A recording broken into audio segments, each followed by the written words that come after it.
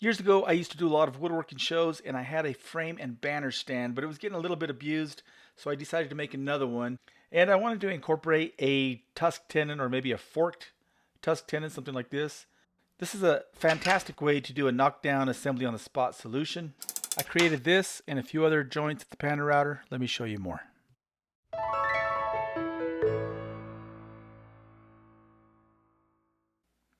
Since I'm going to be making through tenons, I needed a backup board, so I just laid down some double stick tape, added a piece of Baltic birch, right?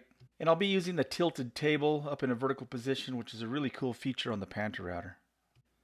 After locking that down, I added this center finding bit. These things are fantastic for setup, but also for calibrating when you first set up your machine. With that, I can find centers easily, yeah. Once I had a couple of templates on the template holder, I used this stylus with a bearing, and this is just going to provide me with some arbitrary space between the two tenons. Nothing critical at this point.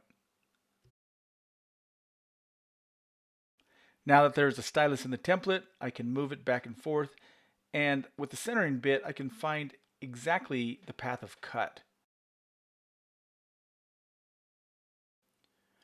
Now, I want a couple of mortises within this width, and you'll notice there's a couple of feet glued on, but the center of this is where I want the mortises. All right, now that I'm sure of my layout lines, I can move this table into the vertical position, clamp this board in place, double check with that stylus and centering bit. I'm ready to make a cut. Oh, and these mortises are going all the way through, but I don't want to go too deep. Certainly don't want to hit the table. So I have this scrap. It's the same thickness as the material. I can set my stop, and I'll be a 1/16 or a couple of millimeters deeper. That's the beauty of the Pantorouter and the fun. It is so easy to set up. Everything is very intuitive once you start using it. And it looks like I forgot to add the dust shield here. Now you may notice that this technically isn't a very strong joint in and of itself because there's not a lot of long grain to long grain. However, it's going to be a strong mechanical joint, and for what it is, it's going to be plenty strong. So I just do a test cut here. That board is wild. Then I make the tenons once I'm happy with the position. And technically, since these tenons are a little bit tight, I could use a Pantorouter and sneak up on a better fit, but I need to chamfer the ends anyway, so I just use a shoulder plane. Here you can see what I was talking about earlier about that not being exactly strong joint because of the grain. It's not long grain to long grain, but still it's going to be a very strong mechanical joint, and I'll be doing something that will actually help this joint even more. I actually use inserts to swell those tenons. I'll show that more in a bit.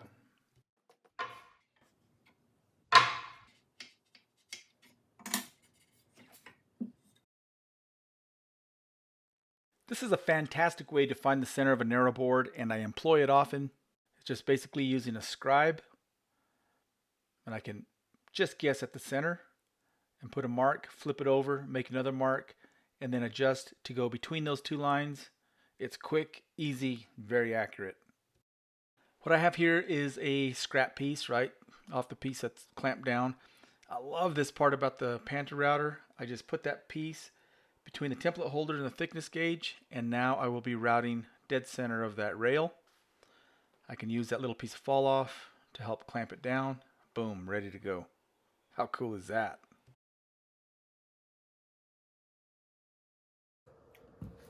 All right, here's a test piece. Now, you can see this is a lot thicker than my actual rails, which are these, but really that doesn't matter. My main goal here is to get the tenon to fit in the mortise. So test piece, look at that, beautiful. First shot. And you can see I didn't leave any slack, so that's a nice good fit because that's going to go all the way through. This is going to be a tusked tenon, so it'll come through and there'll be a wedge to hold it in place. There's two of these, so yeah, it looks good. All right, here we go. Check it out. So of course I'm just making incremental depth cuts, right? And these are all climb cuts. That's a pretty long tenon. And one more, you can see that was just a little kind of a short cut, just so it doesn't tear out. And then a normal cut, and bam, we're done. And I don't know what's going on with the weird lighting. I don't remember doing anything different. That is just about right for this type of a joint. If it's too tight, I'll fight that long tenon all the way through there, and it's going to be wedged, so this part doesn't really need to be crazy tight. That's perfect. Beautiful. 2 inches. That's awesome, right? 50.8 millimeters. Yeah, man. All right, I goofed. I had a measurement from this rail to the top, but I forgot to allow for a tenon that needs to be on top. No big deal. What I'll do is make a loose tenon, or I mean, it'll be glued in, so I guess a slip tenon. So I'm just gonna cut a mortise in here, and then I can fit a piece, and then I'll have my tenon back in place. Now, it needs to be pretty small. I want it about 13/16 wide, and I'm gonna make it 3/8 thick. So I've got a 3/8 bit in there, and I don't think I can make a tenon that small with any of these templates. So I just will take one of these, and I'll just slip a couple of spacers in there, and that'll allow the stylus to ride. Where is it? Here it is. That'll allow the stylus to ride in there to create my 13/16 tall mortise by 3/8, because I've got a 3/8 bit in there. And then I can just cut that on the tenon on the table saw and slip it, glue it and slip it in place. Yeah. This worked great. So those little dudes I just held in place with double stick tape.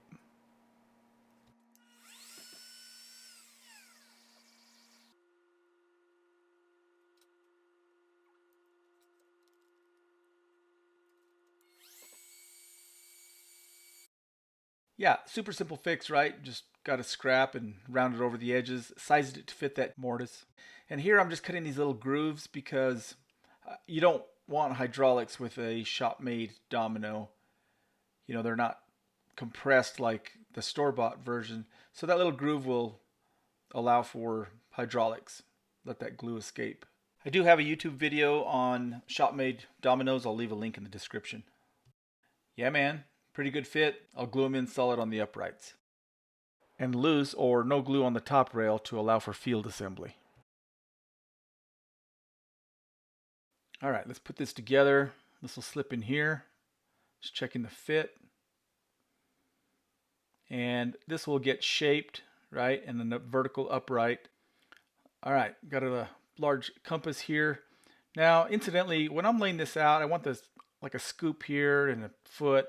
I don't get real critical with it. I'm just kind of going off of what's pleasing to the eye. Also, when components go together, sometimes it's beneficial to make them offset from each other. This one will be slightly lower by an 1/8 inch. It just adds a little bit of contrast. And also, you can see this board here. I had to add these little areas to create these feet because I didn't have a board long enough. I mean, wide enough. This guy will go in here, and this part will get cut to match the bottom of that edge. All right, we'll just put a mark here. I'm just kind of guessing. I went like 2 1/4, put a mark. And then I want a straight area here, so I'll just mark that, right? And find a radius that is pleasing, and I'll just connect those 2 marks. I apologize, my arm's in the way here. I'm just connecting that first mark and that straight line. And then I also like to record that radius. I may come back to use that, I don't know. And then this is the height where the 2 boards connect. That'll get cut out. I'll put a little radius here on the end. Again, just by eye, nothing critical. Something like that.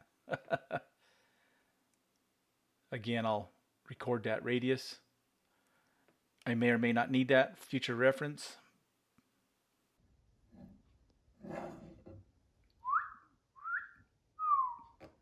And then this will cut here. Just a little curve somewhere in here somewhere.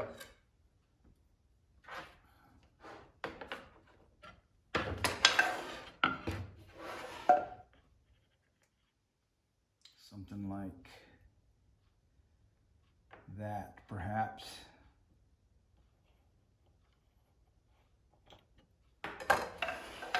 It's a little small. I'll go a little bit bigger. I have a circle template. I'll make that a little bit bigger. Needs to be bigger, but that overall is fine for what I'm doing here. And that'll go in there, and then this will be duplicated on each end.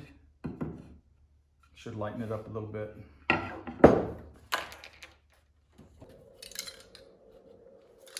So I was too lazy to walk over to get my circle template, so that's a little more appropriate. Maybe 2.5, what is that? 62 millimeters or something. Anyway, should be fine, yeah? Of course, it's always a good idea to cut interior radiuses that fit with your drums.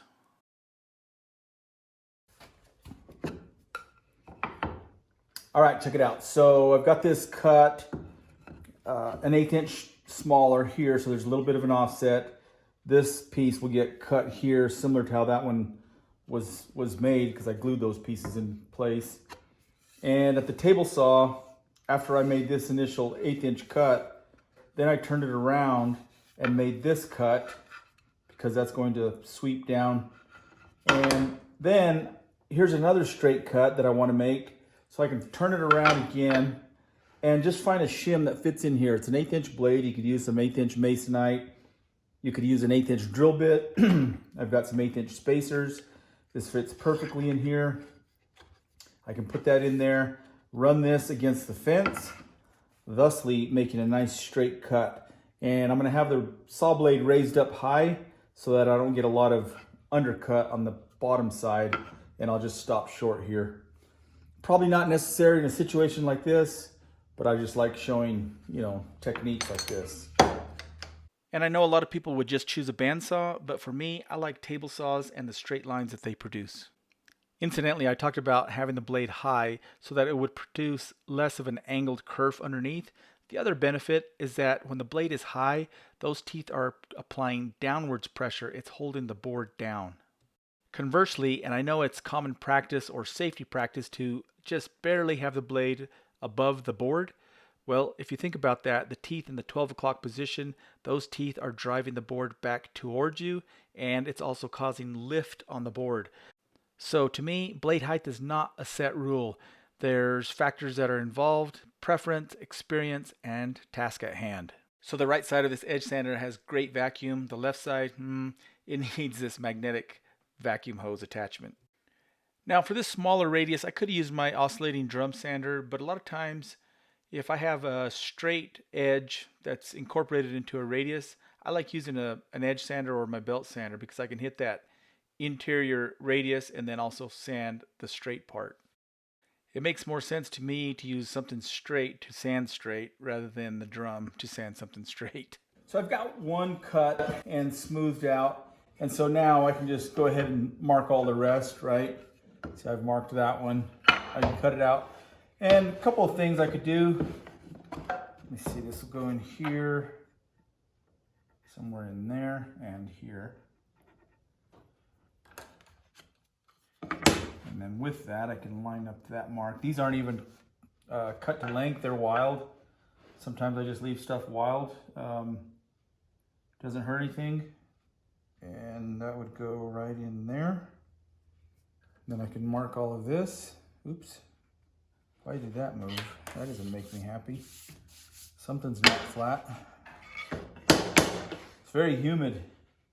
Stuff moves. But for what it is, it should be okay. Anyway, so I can mark all this out, and I could cut it out and just sand it smooth, be done. Or I could cut it close, and literally I could either double stick tape this or maybe some 23 gauge pins and use a router to flush it up. A lot of ways to do things. Just do what works for you, whatever tools or machines you have available, and whatever you like doing. That's a lot of it is what you enjoy doing, you know. Personally, in this situation, I'm just going to mark these, cut them close, and sand them because it's quick, easy, and these parts don't have to be exact. You know what I'm saying? So anyway, yeah, progress. A few moments later.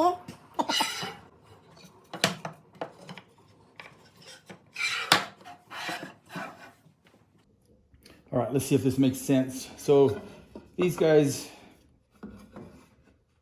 go under there, I think. Kind of snug, but anyway, I've cut the tenons slightly shallow because I plan on cutting a dado through here. And with that, these uprights will connect to that with a couple of screws. These will have inserts in them, threaded inserts, so I can detach these uprights for travel. Or more specifically for the Texas Woodworking Festival that's happening September 4th. More info in the description. So here I'm just making a couple of passes to create that dado. And man, I got to tell you, I am so glad that I configured my sliding table saw with my router table like this. It's a fantastic solution for those sometimes weird and awkward cuts. All right, and here I'm just getting the mill marks out of these uprights. And come on, who doesn't like a planing video in slow-mo?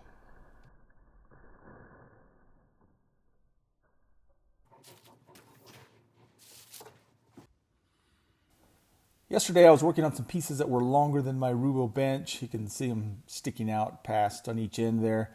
And so years ago I had made this fixture, I guess you'd call it. And in the tone of Doug Heffernan, it would be called my Rubo bench extension. Fabulous for clamping longer pieces, right? Here you can see it has a series of dog holes, you know, directly in line with the others, of course. Easy to slip on and off. Has a little finger groove to remove it. Anyway, let me put this dude away. And sometimes the pieces are still too long. I can't use between the dogs, but you know, at least you have support underneath the piece. So here I just clamped it down. I actually don't use this thing very often, but when I need it, it works fantastically well. It was featured in Furniture and Cabinet Making magazine years ago. There's a shot of the 2 degrees slanted dog houses. And what's crazy is when I was drilling the holes to anchor this thing, it generated over 2 million views on Instagram. No bikinis, no sex. I still find that nuts for a woodworking video. Yeah, I love this thing. I really don't use it that often, but when I do, it's a huge help. And underneath there's a bit of a finger pull. Pull that thing loose. It's just made out of Baltic birch. It's pretty simple, really, but very effective. Now, you've probably heard me talk about scrapers before. I absolutely love scrapers. If you've never used one, get yourself a scraper. Watch a video on YouTube. There's a lot of videos on YouTube on how to sharpen them, and they are such a huge help in the shop. Here I was using a hand plane, but I wanted to sneak up on a good fit. So here at the end where this joint happens, I used a scraper to sneak up on an absolute perfect fit.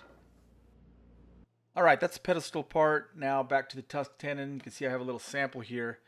And what I want to do, I've taken this sample and I've just made a little path or a little cut, a little dado groove, and I can mark right on the router table that exact path. That gives me a good reference for when I do the real piece. I know I need to be a certain distance away to start that, the thickness of that upright. Maybe a tad less for slack. And I can place that right where I want it. Put a new mark right to the shoulder. And that's where I need to make my cuts. I'm kind of making this up as I go, so you can see I had a better solution by adding a fence as a stop. Of course, that'll be more positive because those two cuts need to be identical from one side to the other for that Tusk Tenon to work properly, right? Of course, once I had the straight parts cut, I angled the fence on my sliding table saw. And here I'm just using this little ruler to make sure that the router bit is in line. Of course, that path of entry is the same thickness as the thin part of that tusk tenon, and I can make my angled cuts. Yeah, man, that's looking good. I've never made this type of joint before. The tusk tenon is usually been in a hole that slipped in, kind of a drawbore technique. This is a little bit different and I love it. Here, this didn't really show up, but I just wrote on here 5 degrees. And in hindsight, it could have been 4 degrees. It would probably draw tighter, kind of like a fine thread screw. But the shallower the angle, that means the longer the tenon would have to be. This will make much more sense here in a little bit. I'll show you what I mean. Now this fit has to be perfect, so I made a sample and I like the way that fits. So I can take that over to the table saw and I'm going to make a jig to cut these, right? So I'm just utilizing a scrap to get that sample flush with the edge. Then I can bring this piece into place and I'll mark that, and then I can cut this notch at the bandsaw. With the notch cut, I added a scrap piece of plywood underneath, and check out these clamps. The clamps are nothing new, but look at the adjustment. You don't have to use wrenches. Those are from Clamps Plus, and I'll leave a link in the description. All right, let's try out this little dude. Now, cutting wedges on a table saw can be dangerous because that thin part can get caught between the blade and the throat plate, and technically I like the fat end of the shim to be cut last. And you'll notice that I always move my workpiece or a jig or the fall off around the blade, never over the top. And here you'll notice this little piece, it flies back at me, but it was harmless. I'm wearing safety glasses. But yeah, that workpiece or jig should never be over the blade. It could slip out of your hands. That wouldn't be good. Pro tip, with the fat end of the shim being cut last, the chance of it getting wedged between the saw blade and throat plate is minimized. Yeah, I certainly want to explore more with this tusk tenon, this type of a tusk tenon. The standard tusk tenon, like I mentioned earlier, drops into a hole and tightens up. This is different, and I really love the tension that you can put on it with that angle. Nothing much to see here, just a dude with his favorite block plane. Cleaning up these saw marks. And of course, this technique again, finding the dead center with a scribe. I absolutely love this technique and I use it all the time.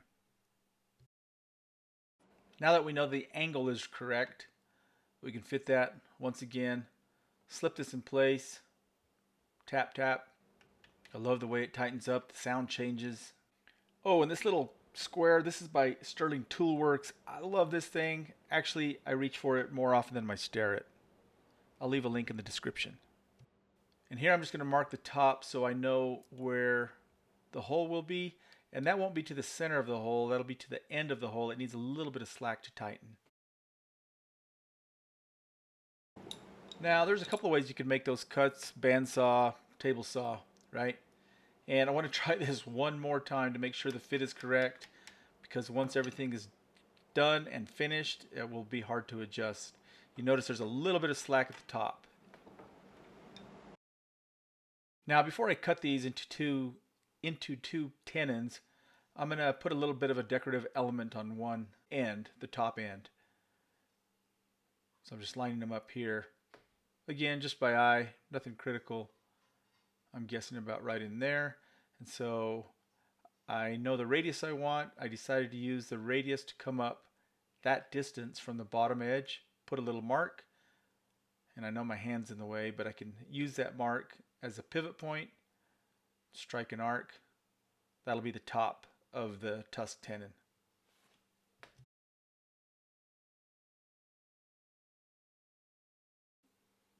And while I'm at it, we'll go ahead and mark the center of this tenon and put that decorative element on the outside end.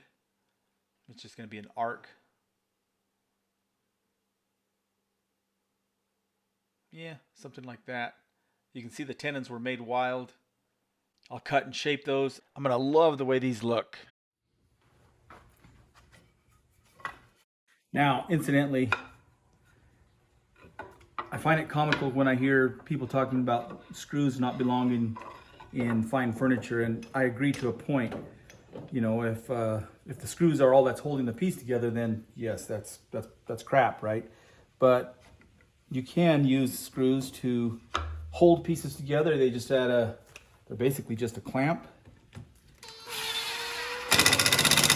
This will all get glued. I'm just doing some layout, fitting pieces. That adds quite a bit of strength, and then of course with glue around the mortise and tenon, that'll be extremely strong. Then I'll have another piece going on here that will attach with some threaded inserts. But yeah, you gotta look at the big picture and ask yourself what the screws are doing. So a lot of ways to do things, right? I just want to get this all connected and get all this flush before I add the glue.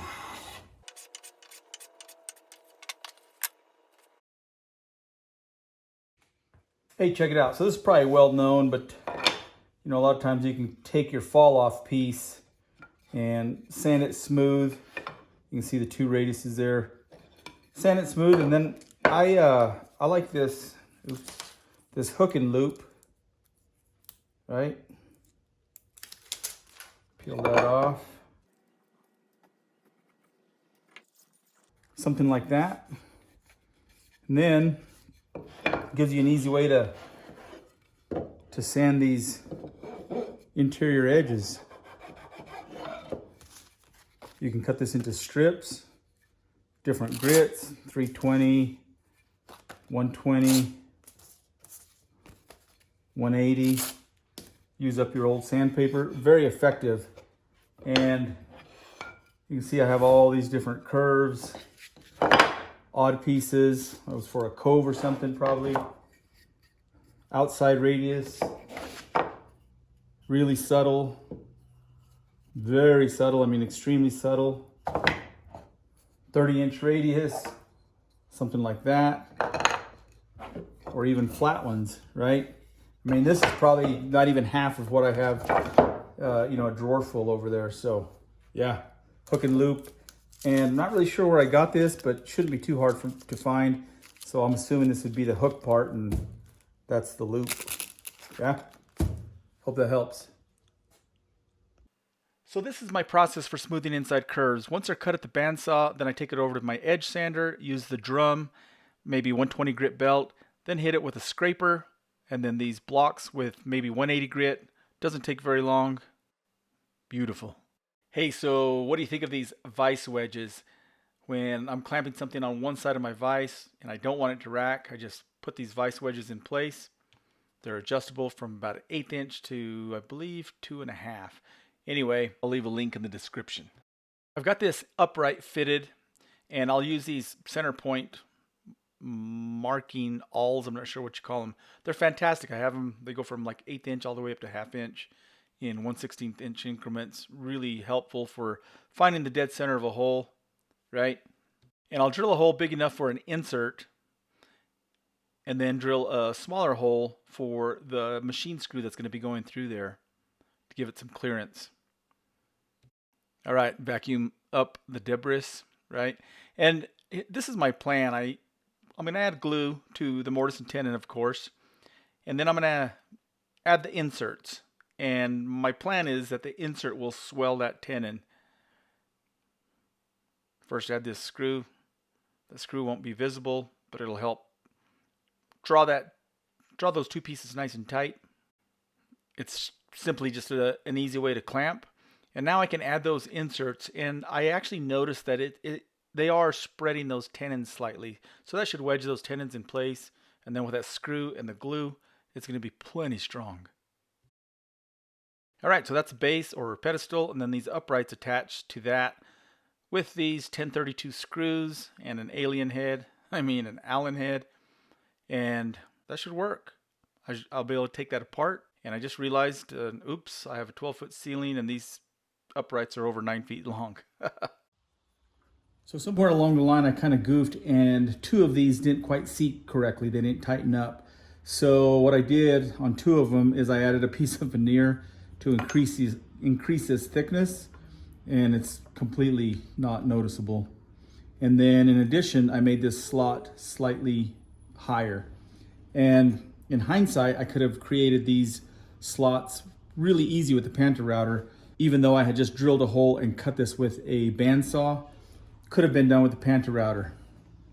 You can see I could have just used a longer one of these templates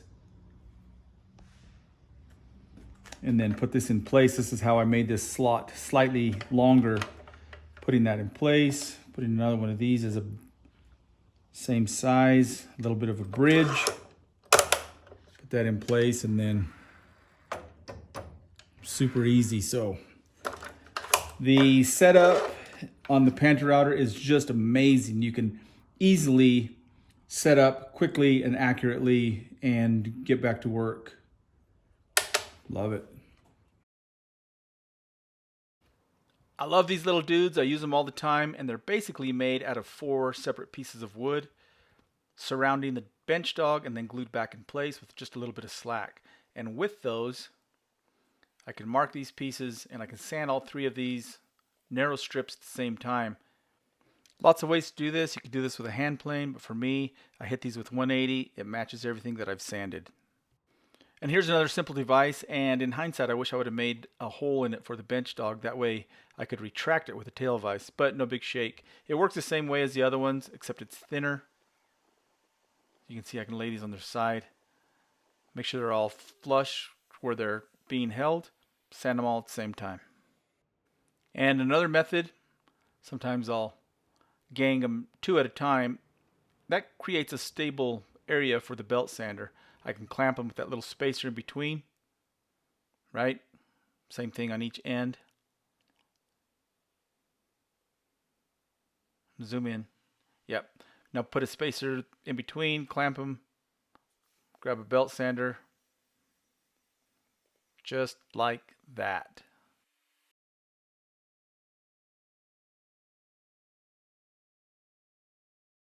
Let's check these with a square.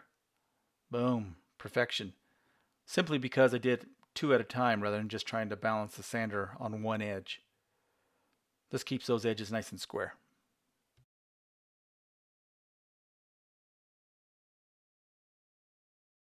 So here I noticed a couple of little areas that still had saw marks that the planer and joiner didn't remove. So simple fix. Scraper. And that's it. A simple project done with a Pantorouter. Fabulous. I love the way it comes together. You can see that slip into place, right?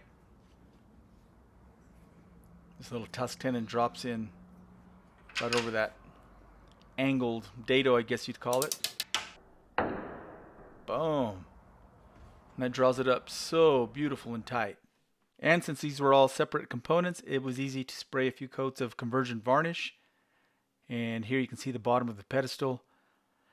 Anyway, I hope you got some use out of this. I absolutely appreciate it. Here you can see the sign with the other signs and my hanging QR code. Anyway, thanks a ton for watching.